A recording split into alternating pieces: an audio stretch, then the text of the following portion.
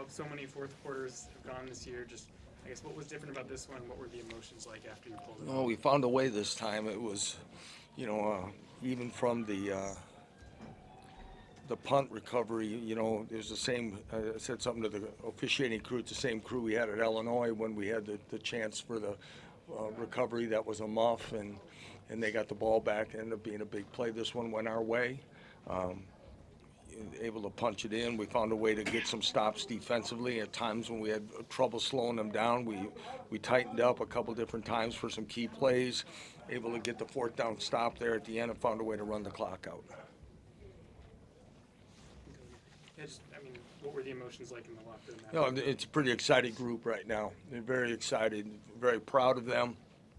We talked about it before, Henry, what a long season this has been, and disappointing in so many ways and frustrating for this group. But the thing that you've heard me say many weeks in a row is that this group has stuck together and continued to work, and it truly has. I'm very proud of the way they've done it, the way our leadership has really led this team, our coaching staff, and the job that they've done. And for us to get back-to-back victories over ranked teams says a lot about that and where it's at. And again, to get one on the road in this environment is extremely difficult. And again, we found a way against an excellent football team. BYU in their opening drive came out and burned up like 10 and a half minutes off the clock. But you guys held them to a field goal. Yeah. How much did it matter to hold them to a field goal? Huge. It was a lot. Yeah, it didn't seem like it was going to ever end, and it was a long drive. Where is that? I want to find that. Over 10 minutes. Yeah, 10 minutes and 26 seconds. That might be one of the longest drives I've seen in my career, almost 17 plays. But to hold them to that field goal was huge. And you say it was a defensive struggle for both, a battle, I guess, for both teams here in the second half. And again, statistically, our yardage and things weren't very eye-popping, but we found a way when we needed to. What were your thoughts on the atmosphere here, just the fans, the environment around here? Well, we had heard, and Jeff Grimes, after working here a couple times and talking to a couple other conference coaches, talked about that this is one of the more difficult environments in our conference. I think it truly played out to be that way. It's a great environment. You have to, I tip my hat to the fan base and the atmosphere that they create and the energy that they bring, and it makes it a very difficult place to communicate and operate at times, and it was truly a factor, and again, that's something that makes it even more pleasing that we're able to overcome it. What do you credit to overcoming that kind of disadvantage with the crowd? Well, again, it's things you work on all week long. We talked about different ways to use our snap count. You do things, you work on it, you challenge your guys, you find different ways, and again, we've got a pretty good veteran group offensively that and starting at the quarterback position, he doesn't get rattled and he just keeps battling. And I thought he handled it all pretty well, especially because we were backed up most of that second half, operating out of that area. Mello had that interception right before halftime when they'd driven down to the 5. How important was it to keep them off the scoreboard at that juncture? Well, as you could see, it was a huge play, and for Mello to make another big play like that, was big. They elected to throw the fade route, and he made a play to get the turnover, especially with I'm sure they were aggressive in mindset, knowing that they had the ball coming out the second half. But as you try to, a lot of everybody talks about those, the middle 8 minutes of a ball game, and we, when you look at it. To come up with an interception and hold them to a field goal where there's probably opportunities for 2 touchdowns was probably a big telling point of this game. With the quick kick with Jalon punting, I mean, how often do you guys practice that? How did you decide it was the right time to do that? We practice it every Thursday, and it's been something in my head coaching career, I think I've used it. We've done it every Thursday since I've been a head coach, and I think we've done it 3 times. And 2 of them have worked out really, really well, and this was one of them. So it's something that we've worked on. It's something to have in just in case. Obviously, we didn't plan on it working the way it played out there, but it was huge. And again, Quentin Skinner, who's on the punt team to begin with, does a great job covering things. Was really aware of the situation, landing on the ball. Lance, is that the separation in this league, that bounce of the ball from 1 to 16? It's probably a great example of what it is right now, because we, like was asked earlier, we've been on the wrong side of those so much this year, but as you can say, we've said it to our guys from all along, and those of you that hear me on a regular basis talk about 3 to 5 plays that determine a game, and we could all probably name the 3 to 5 in this one that were huge, that probably could have swung the game either direction. And that's why I have such great respect for the BYU program and Solani Kentucky and the job that he's done. They're still right in the thick of playing for a conference championship, and I can see why they've had the year that they've had compared to where they were last year. Just the improvements that they made holistically. I think he's got this program in a great spot. Going into the 2-minute warning, they had 1st and 10 on the 15. How was the defense kind of able to get out of that unfavorable situation? What was it like during the 2-minute warning? Well, again, we talked about trying to, we burned our timeouts thinking that if they were going to score that we needed some time to have and not to bank the timeout, so we had some times. But again, they didn't, we had, and they may try to run it twice, and then the penalty gave us some room to work with, and we were able to make the play. And came up with some good solid tackles. Probably some of our better tackling that we had done was in those later part of those drives, so it was huge to see. Anything else for Coach Leipold? Thank you, everyone. Everyone, we have Devin Neal on your right, Jalon Daniels on your left. Any questions? Jalon, I wanted to ask about your newfound punting ability. Oh, yeah. I guess how confident were you in delivering that punt, and what did you think of the ultimate result of That's it? funny. You got us the ball back, bro.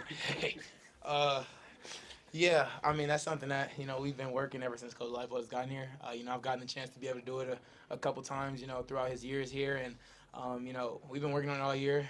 Every single week he'd be like, all right, this is the week we're probably going to use it. This is the week we're probably going to use it. This is the week that we used it. And, I feel like that just – thanks to all the special teams coaches for helping me being able to get that together, because it wasn't the best at first. How much of an advantage do you think Houston playing on special teams was in his ability to recover that fumble? Oh, absolutely. I mean, we're talking about a kid who's been playing special teams a lot, especially throughout his journey in college, and I feel like that definitely helped him when the time came. Devin, just with how a lot of fourth quarters have gone for you guys over the course of this year, how does it feel to come out on the right side of one of them? Yeah, I mean, it feels good.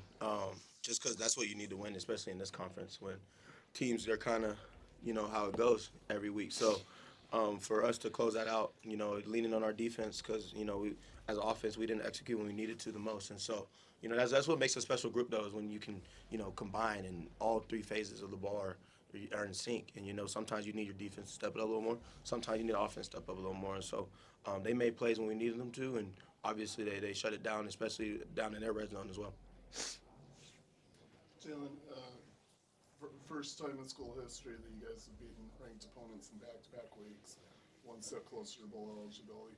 I mean, did you feel like with the adversity you guys were facing earlier in the season that you'd be at this spot at this point in the season with a chance to play your way into the bowl? Yeah, I mean, I feel like our team has always done a great job being able to stay the course. I feel like a big staple within our program is being able to trust the process. I feel like, the fact that we never wavered, I feel like the fact that we never wavered allowed us to be able to, keep going every single week, keep going every single day, and being able to, follow our pillars that we go about every single day. And I feel like that just gave us the strength to be able to keep going every single week, whenever, especially when things weren't going our way. We would just keep on going with a full head of steam. That third quarter drive that BYU had where they chewed 10.5 minutes off the clock. Mm-hmm.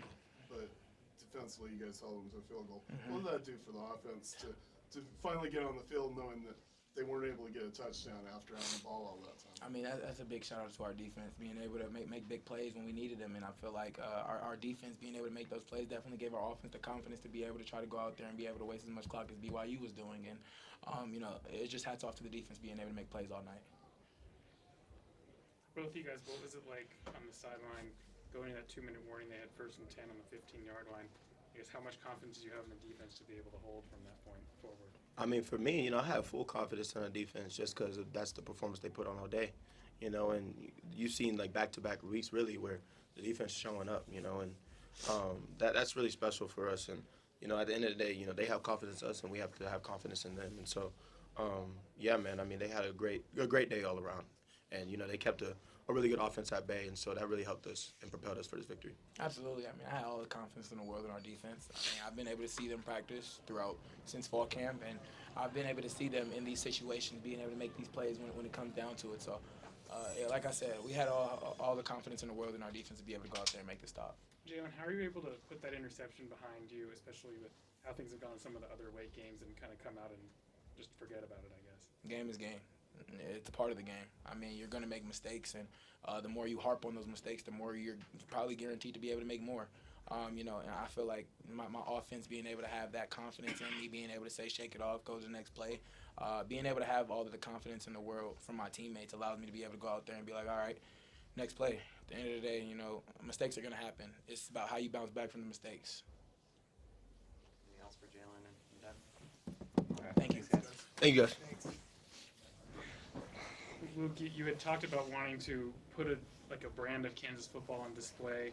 I guess how satisfying was it to see that kind of come to fruition tonight? Yeah, it was nice. I mean, you know, we didn't play to our fullest potential of how I would want us to play, but, you know, for our defense to step up like that on, you know, 3rd and 6, force that, and then, you know, our offense, we're on the 1 yard line, and we got to just, you know, get a yard. That's it. I mean, to do that, and for how that game went, where we're just sitting on the sideline the whole time, and just, it's like, you know, a 17-play drive takes up the whole 3rd quarter. It was awesome to, you know, finish it out like that. Yeah, how did that feel, just not really getting the chance to have much control over the game as an offense in that second half?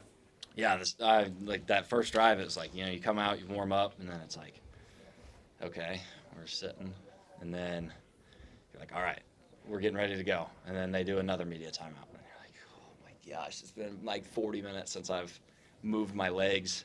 I feel like I have frostbite on my toes and my fingers, but then you get back on the field, and then one play shakes it off. It's just fun to be out there. OJ, that last defensive stand, how were you guys able to pull it off, especially with BYU being in such a good position? So when they got down to 1st and goal, 1st and 10 or whatever, and it was on the timeout, I just, you know, I spread the word around. I'm like, we need 4 stops, 4 stops. I was big on that. I kept saying it after every timeout, let's get this stop, let's get this stop. And once I knew we had them in 4th and long, I knew we had a chance. What did you think of the play Marvin made? I guess a couple guys were around it, but the play that Marvin made to stop their receiver short of the 1st down mark. I think with Marvin, Cornell, they made a lot of huge plays tonight. They was flying around. Glad to have those 2 guys on our team. For both you guys, what was it like in the locker room after having a victory like this, after so many 4th quarters going against you? I think the biggest thing was it was just like a relief. Like, we know the kind of team that we are. We know how good we can be. And, I mean, coming in here, you know, people might label it as an upset, but I don't think anybody on this team thinks of it as an upset based off of how we know our team can play. OJ, that 10.5-minute drive, you guys had a similar one against UNLV back in September that didn't go your way. What was different this time, and how were you able to kind of find the energy, I guess, after having been on the field for so long? Just staying calm, keeping our composure, you know, after they made a couple good plays, just staying together, you know, and I think we held them to a field goal that drive. So just staying together. Anything else for Luke and OJ? All right, thanks everyone. Thank you, guys. Thank Thank you. you. Appreciate y'all.